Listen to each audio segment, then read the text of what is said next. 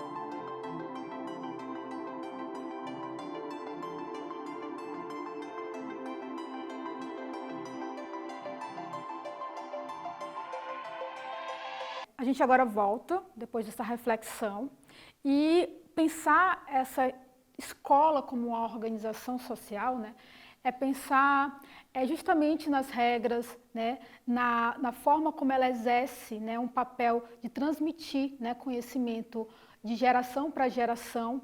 Então, essa socialização secundária que ela exerce, né, é uma maneira de nos colocar, né, dentro dessa sociedade e de nos colocar dentro dessa cultura que cada um vive, né, claro, dentro da sua região.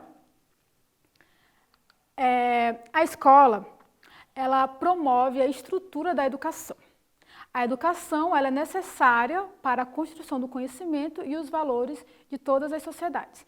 Então, essa estrutura educacional, né, ela tem toda uma base, né, uma base curricular, uma base de conhecimento que tem que ser transmitido para os alunos. Então, a escola, né, cada escola tem suas regras, ela vai ser esse lugar, essa instituição, né, assim como a educação, enfim. As duas se confundem porque, na verdade, né, a escola se torna uma estrutura, né, e a educação também dentro dessa parte mais cultural e de conhecimento de cada sociedade. A escola, segundo o Durkheim, né, o Durkheim, né, antes da gente falar dele, ele faz parte da trilogia, né, dos sociólogos clássicos. Então, o Durkheim, o Max Weber, o Karl Marx, eles fazem parte, né, da base da sociologia. E aqui o Durkheim, ele, dentro das suas teorias, ele vai pensar muito sobre a educação. E aí, pensando a educação de Durkheim, a gente tem que pensar justamente na integração social, né, e nessa coesão, para fazer com que a sociedade funcione da maneira mais harmoniosa. Então, pensando a escola dentro do Durkheim, né, a gente pensa nessa perspectiva. E é dentro desses espaços escolares que o processo de aprendizagem é múltiplo, seja pelo conhecimento curricular, seja pela troca de experiências. São nesses ambientes que a interação também acontece, proporcionando contato para além dos muros das escolas. Então, assim, a escola, ela não só carrega, né, esse reflexo da sociedade, né? Mas ela também é um espaço onde existe uma troca. Hoje, a gente está aqui, né? Eu estou na frente a uma câmera, falando com vocês que devem estar em casa. E que mudou totalmente o formato, né? A gente sabe que esse momento é temporário, né? Por conta de uma pandemia, ou seja, um reflexo de uma mudança tão, enfim, dramática, né, no mundo inteiro, refletiu diretamente na escola, né, na maneira como a gente está ensinando nesse momento. Então, se a gente parar para pensar, a escola, enquanto estrutura física, né, ela é um local de acolhimento, né, de troca de experiências, né.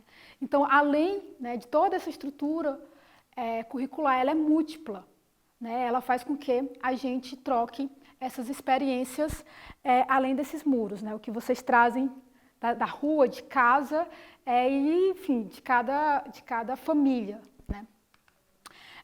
Vamos ficar atento agora a uma citação do Morin, né? Ele fala assim: ensinar aqueles que irão se defrontar com um mundo onde tudo passa pelo conhecimento, pela informação vinculada em jornais, livros, manuais escolares, internet, é algo de fundamental importância. Ou seja, é pensar sobre o papel da escola na contemporaneidade. Ou seja, a escola hoje ela não é detentora de todo o conhecimento, né? A busca pelo conhecimento está se tornando cada vez mais autônomo devido a todas essas informações e esses meios e redes e a internet, né? Então, ela faz com que a gente repense, né, o lugar da escola dentro desse processo de conhecimento. E ele fala também que é necessário ensinar que o conhecimento ele comporta sempre riscos de erros e ilusões e tentar mostrar quais são suas raízes e causas. Então, entender, né, que esse conhecimento ele atravessa o currículo. O que é esse currículo, né? São esses conteúdos de matemática, física, e ele vai além. Então, a experiência, né, E, o que é trazido de fora é muito importante dentro desse universo de instituições sociais. Eu trouxe uma atividade, né? Agora a ideia é a gente pensar sobre a escola nos dias de hoje. Até para encarar um pouco esse desafio que a gente está tendo com essa nova dinâmica. Então, a ideia é que vocês escrevam um parágrafo sobre que tipos de conhecimento e informações estão no seu dia a dia, por quais meios vocês o obtêm. A ideia é a gente pensar justamente que a escola ela já não ela não tem esse poder todo, né, de transmissão de todos os conhecimentos, ela não é detentora desse poder todo, e que a gente também tem outros meios de se informar. Então, se a gente pensa o jornal, a internet, enfim, é uma maneira de... Até por conta que a gente vive num mundo de redes sociais, né? A gente se informa, a cada minuto a gente está com informação nova. Então, é pensar esse papel, eu vou dar um tempinho para vocês, escreverem e conectarem esses conhecimentos.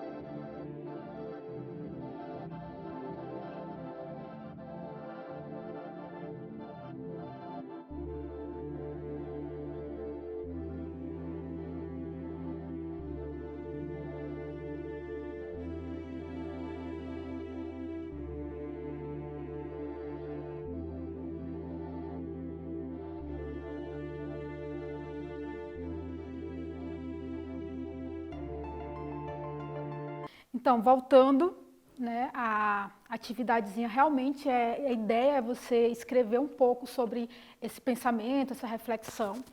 Esse ponto a gente vê lá no finalzinho, né, que a gente vai retomar essa parte dessas mudanças, né, da escola ao longo desse tempo e pensar como que, aquilo que eu já havia falado, né, como que a escola, né, ela acaba perdendo um pouco essa detenção, né, porque hoje o acesso à internet, a livros, né, bibliotecas, enfim, né, mudou bastante ao longo da história.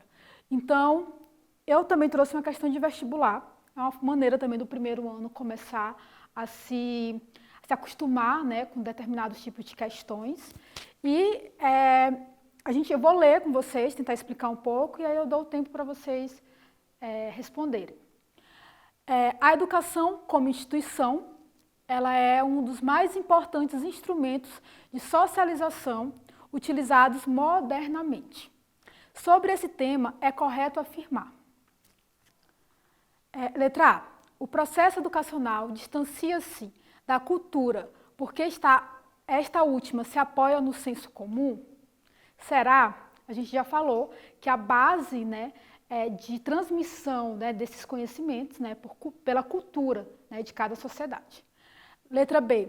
As crianças nas sociedades chamadas primitivas, né, sociedades antigas, não passaram por nenhum processo educacional. Será que a educação está só no ensino formal? Ou será que o ensino informal também, ou seja, a transmissão de conhecimento, quando você ensina a fazer uma comida, quando você ensina a fazer, sei lá, um cesto, algo, né, que vai contribuir para aquela comunidade, para aquela sociedade, será que ali na educação também? Então é bom pensar sobre isso, porque aqui fala que como que nas sociedades antigas não passaram por nenhum processo educacional. Letra C. As instituições educacionais têm como maior objetivo preservar a tradição e impedir qualquer inovação cultural. A gente sabe que a gente passa por um processo de inovação, né, constante, e nesse progresso, né, a gente percebe justamente as mudanças que acontecem. Então é bom ficar atento na letra C. E na letra D, a educação é um processo pelo qual a sociedade procura transmitir as suas tradições e seus costumes aos mais jovens. Letra D está aí para pensar. E a letra E, a família é que, mesmo nas sociedades modernas, detém o poder de preparar os jovens para o desempenho de papéis ocupacionais. Papéis ocupacionais, né, aquilo que a gente vai se tornar enquanto profissional, enfim, ocupar, né, esses espaços. Será que a família é a única detentora desse poder? Também serve para pensar. Eu vou deixar aqui um tempinho para vocês marcarem a questão e daí eu retomo para a gente ver qual é a correta. Certo?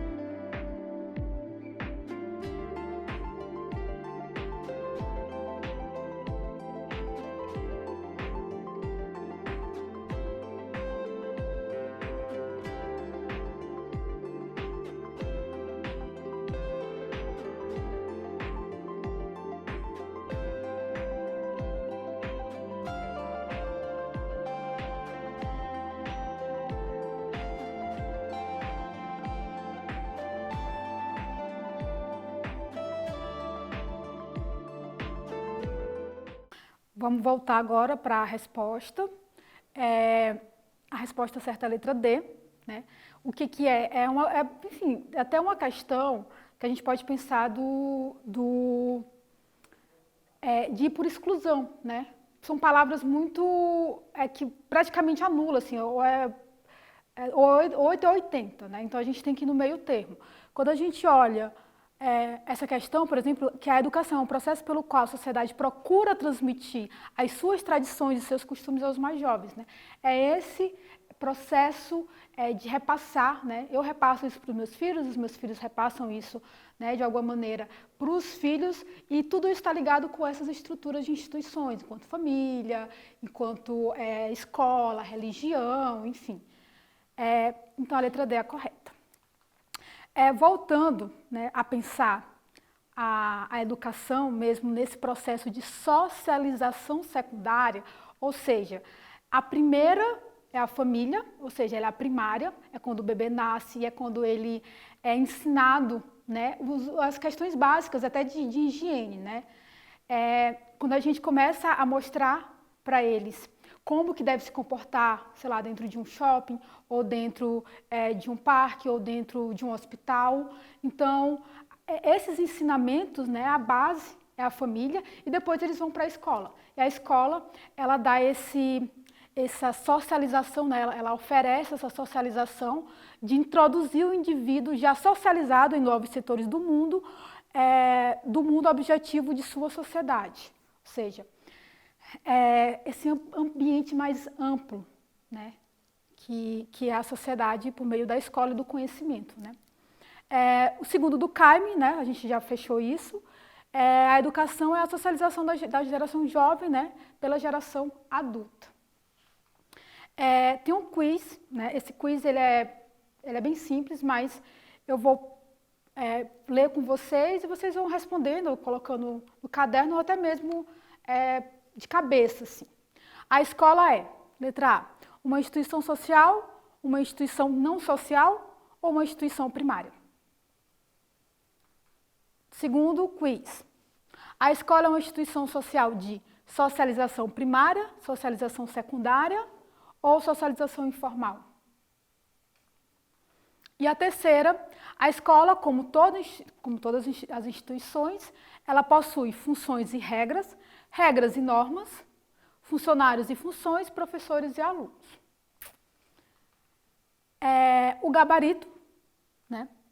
Primeiro, que a escola é uma instituição social, ela é uma instituição primária, a gente viu que a instituição primária é a família.